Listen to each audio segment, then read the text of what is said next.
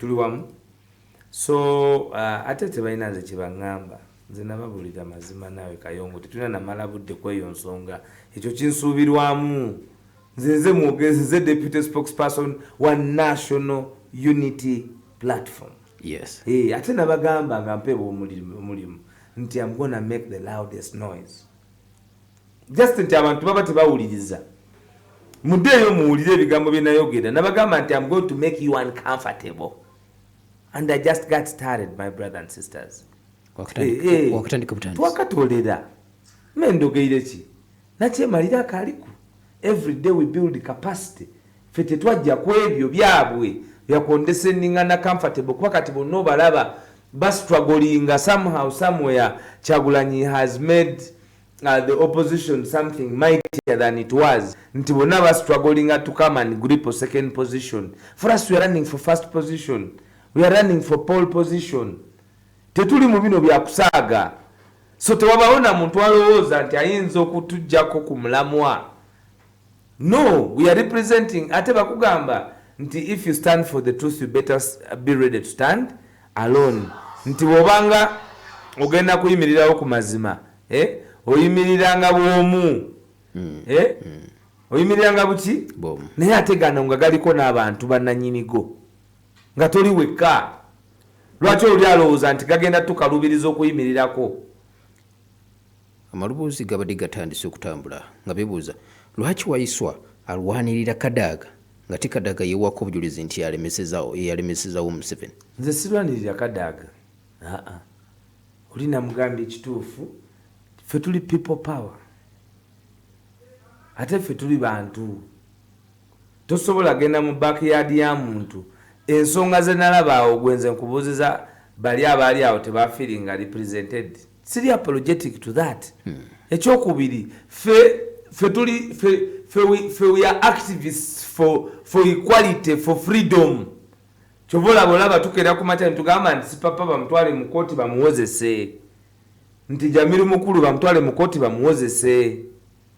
Fete tuli ba pessimists bansonga. Fetugaba hope. Nze natwala Kadaga mu koti. Abo tewali na kunsukulinga ku Kadaga. Nze namutwala mu koti. Nze namugambako. Ngera bwe nagambyeko Anita, Kadaga namugambako. Because ate si byange. I'm just the messenger. Kyenjagala first of all omuntu yenna understanding obuvunanyizibwa bwa National Unity Platform tuli anchored ku maanyi g'abantu. We are messengers of the truth. We are representation of the truth, of the many who can't speak. Bwolaba nganga nkuta omuzindaalo mbasigenda ku ebyange bingi nnyo byenandyogedde ku Waiswa. Twalina good time mu hostel mu holo, tubadde ne good time ng'amaze amateeka ng'amanyi okujja nampiki nga nenvugako ku Mercedes ye nenvugako ku Range Rover ye era nga mu kibuga mbeeramu nga ndi mu mbaatize kubanga musajja wange, he is my brother. Tubadde ne moments nyingi nnyo, tubadde ne future nyingi nnyo y'okwogera nga bw'ogisigira abantu ekifaananyi. But what mattered that time was to stand with the people of Busoga. Okay? Yes. The people of Uganda. Era message yabadde well received, yabadde well appreciated. Kyova olaba nti noli gwe twagiweereza paka nakati tanava mu bumyufu. Kuba yamuna nambona yamira amatanta yakola atya yevulunga yakola atya nga mukobera amazima meri nakola atya ninze kubanga gwe kankubuli gwolooza omuzina unagufuna nti nti wali baatuka nga baagala nnyo njogere. No, Katonda aba n'ensonga ku buli kintu. Era nze kyenjagala gukukakasa ekyokubiri, tewaliyo muntu yenna, kino njagadde nkigamba abantu, alowooza nti agenda kutisatisa Alex Waiswa Mufumbiro.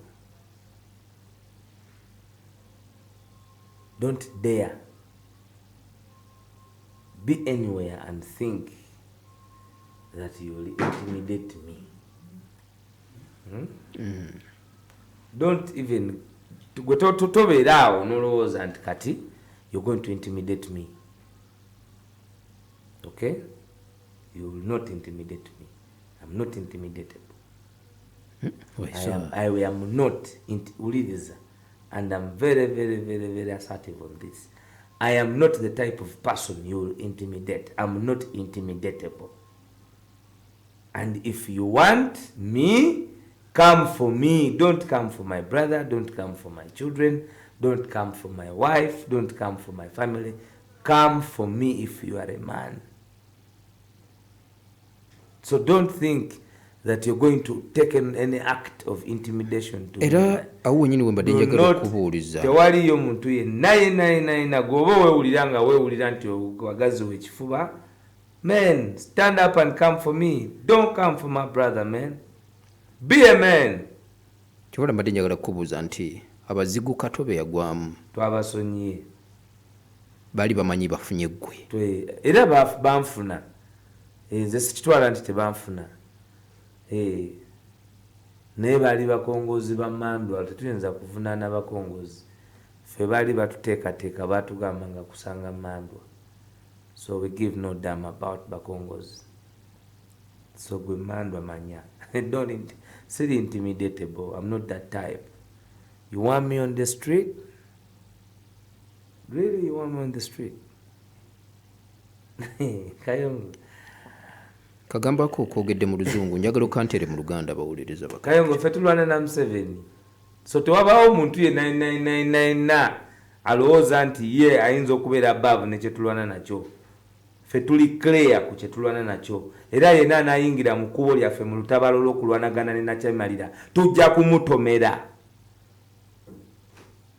So gwe tobeera eyo n'olowooza n'okuba ekifuba n'olowooza gwe bwoba oneetaaga nze wendi kino twakisayininga for death. So tewaliwo todda neeyo n'oloota nti kati ngenda kukwata Waiswa, ngenda kumukangakanga, ngenda kukwata booti. Gwe bwoba weewulira nga weetegese jangu nsange nze wendi, nze Alex Waiswa Mufumbiro.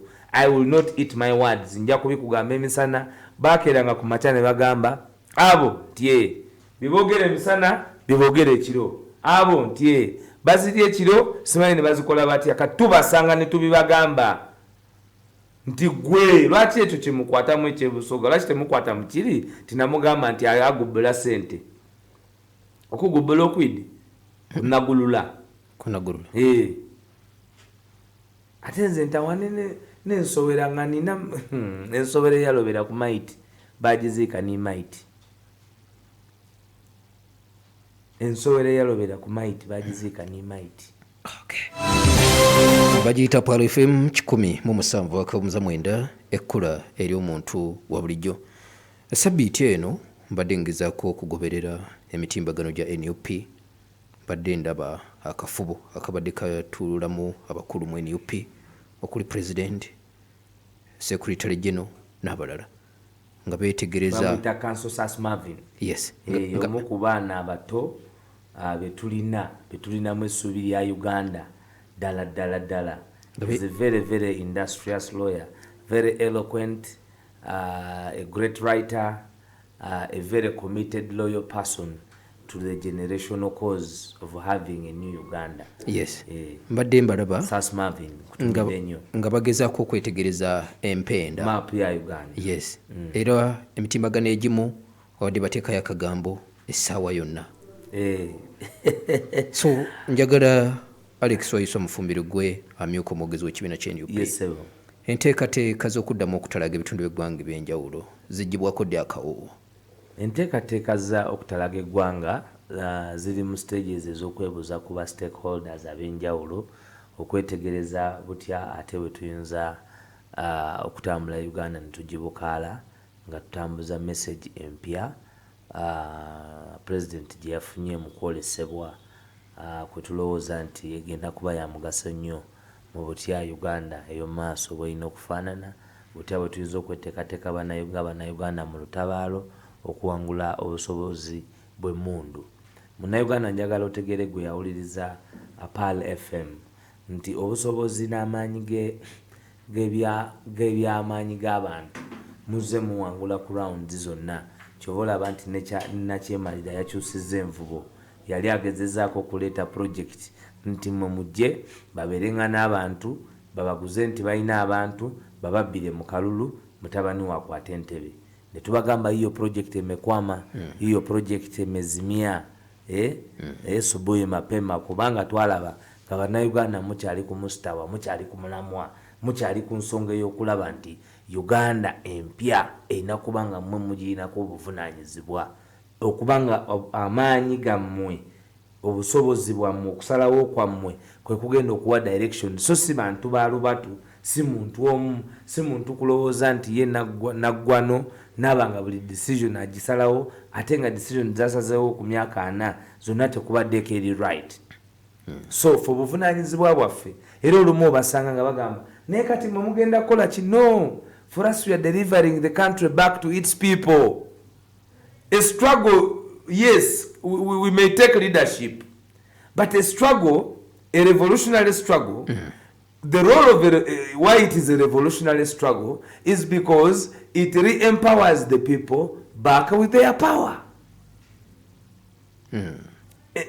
Yenjawulo eya Kyagulanyi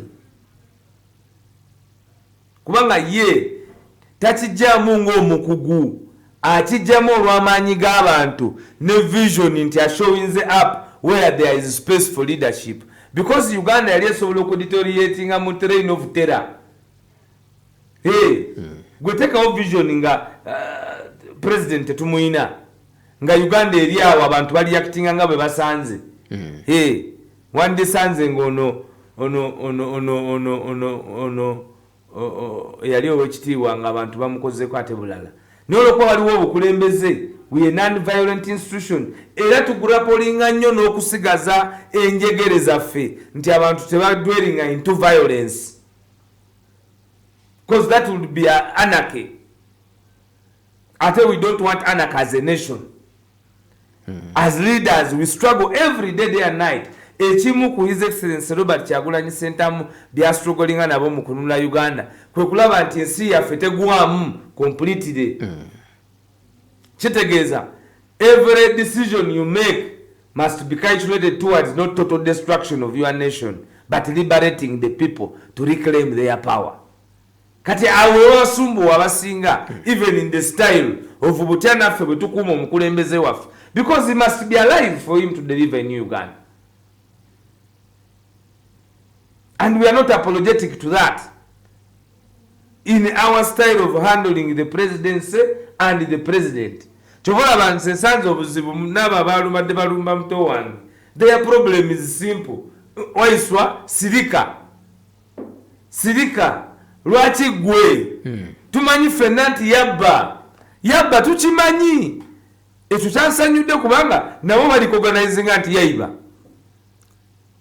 ekyo bakyogera tona twidde nti yayiba tona yatukola bubi okuli ebitaano aye sirika lwaki oli kwogera my friend my designation I am the deputy spokesperson gwe mulimu gwange to defend the party and the person of the president and the presidency.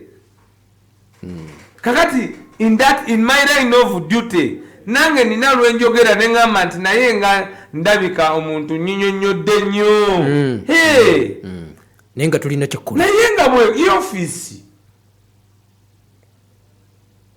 kubanga bandastandings obuzibu bwabwe nti ye twena twidde nti yayiba owekitiinisa yayiba aye mukwiba muleke babe bali kubologa muleke wale yabolola nempiya muleke kakati ekyo tunakitegedde naye this is the duty kati wakitegedde tujja kuddamu kunyega but it is the duty anti mbuuza togenda kuddamu kunyega ate naye bamugambeko nti abantu ffenna twamanya nti yatwala naye yali bansanje nesiga nga mwentereke ebyama byange bajinzibako n'ebitaano kati noonya siterera jona wali owereku ne basayo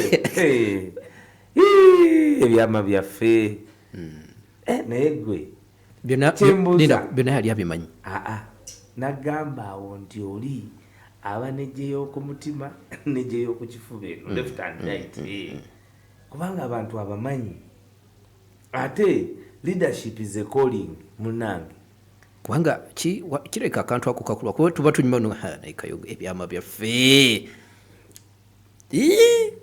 nkunyumiza olukiiko lwa jjajja nkubuzise olukiiko lwa jjajja sikumbulire anti jjajja bino ebya first phase oyamanya nti pusente atamupungulu kuba jjajja yagamba nti bulijjo ngamba nti byawa sente zange olya zabwerere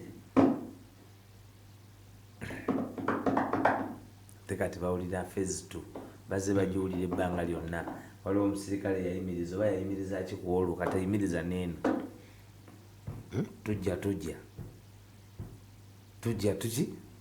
tujja maapu yetegerezeddwa tumaze okwekenneenya ebifo tumaze okubitunulira ate ye president Uganda emulimu 5 agimanyi kajja ayitemu mu bantu be bantu bamwinako ennyonta ey'amaanyi mutandika ddi awo njagalawo nyaawo katumale okuva mu idi katuve mu idi inshallah ate tumanya labadaba style nenga tujja banamasaka sala zammwe mukama alhamdulillah nalabye nga ensonga buli dakiika Masaka bamugwako nalabye nga buli dakiika ewasonga olugalo lugwako naye nga Masaka ono kiki bamanyi ti Masaka nesonga okundabako omanyi Masaka oyo simwinaako taabu n'emikwano gyange bangi nnyo n'emikwano gyange bamedi era ate nga bba wa mukwano gwange bananyini Kings Primary School bwe baliyita awo ku kigende Kalungu awo Shamim Kalibala Sharifa na mwina bannamasaka ba Hood mwina mbatumidde temutya nja kujja mbalabeko saawa yonna kiri kya fetiraganze n'obukojja ate omwana omujju akola byonna byakola kibyayagala tenze ndi muzzukulu w'ekansanga siri wewala ndi muzzukulu w'ekansanga ndi muzzukulu wa mukikajjo kwegamba tonteeka nnyo wala bajjajjawo bali kumpi awo byakibuga nekubukojja ate byakibuga era nze ngenda ne mbawulira bali nga bawulira bano nezira mbya famire bamanyi obuwanvu gyendaga wala mubulugave wala muwekobe wala wala ino baba era eyo tijjayo baleka buleke bagiyita Pal FM 107.9 ekkula eri omuntu wa bulijjo mwebale nnyo mwebalire ddala ajja musinzira ogenda maaso n'okubanga mugoberera Pal FM ebigambo bingi nnyo ebyogerwa mu nsi naye ekyamakulu nga gwe gy'oli kusirika towulirizanga lugambo twaddangamu n'abo abakwogerako bajja kwogera baggweeyo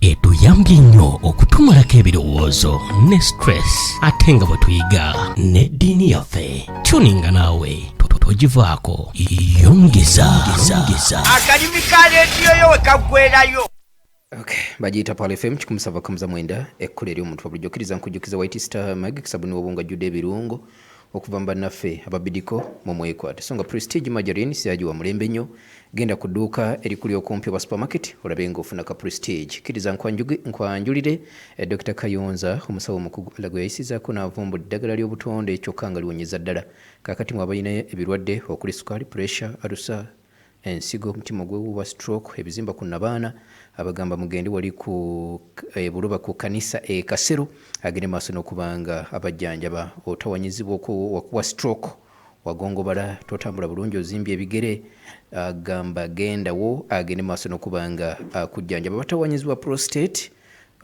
omusulo gwesiba wazibikira era ofuuyisiza mu kapiira tosobola kukuuma wuzu agamba Dr. Kayonza eddagala lyakozesa bibajjo bikoola okunga kwotadde n'emirandira ogenda maaso n'okuba nti abajjanjaba abakyala olina ebizimba ku nabaana olina ebizimba mu mabeere ofuna discharge oba okusiibwa mu bitundu bye ebyekyama obundula amazzi agamba munange genda agende maaso n'okuba nga akujjanjaba buli kimu kijja kuba kitambulira ddala bulungi eddwaliro lye aliggula okuva ku Mande paka lwa mukaaga era nga liggula ku ssaawa 2 paka